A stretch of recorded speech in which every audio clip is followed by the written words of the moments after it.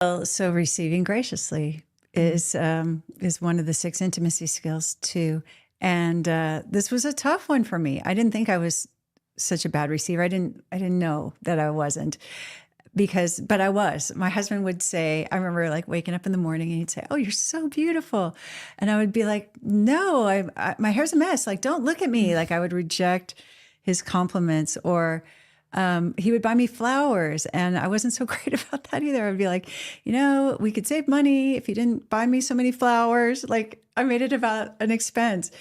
And I remember taking his gifts back. He would buy me presents, and I would think, well, it's not quite right. And so he couldn't give me gifts or compliments or even help.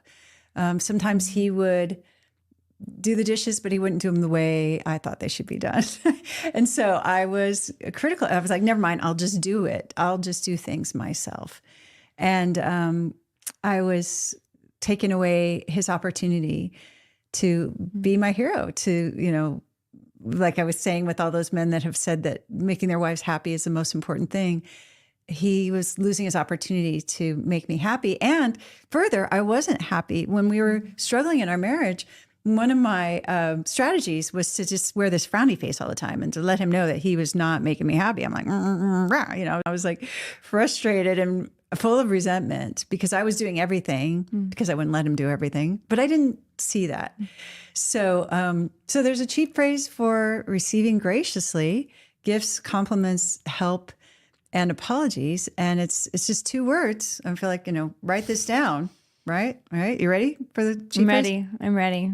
You say, "Thank you," and nothing else. Nothing else. Like I used to have trouble. Not even "thank you so much." You could say "thank you so much." Okay. You could say "thank you so much."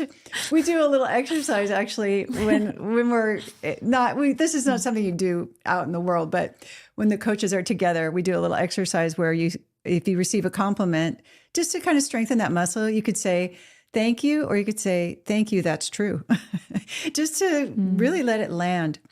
But maybe it would be something like if someone said, "Oh my gosh, those are beautiful shoes," not to say, "Oh, thank you, I got them on sale." They're having a big sale at Macy's or whatever, right? To deflect. I always think about Beyonce. She stood up for 3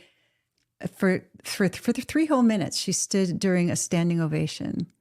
Wow. So she's one of my role models. Or Kat Deely, who was on So You Think You Can Dance. I think she's a great receiving role model too. She came out on stage one night. My husband and I were watching the show, and the judges say to her, "Oh, Kat, you look so gorgeous."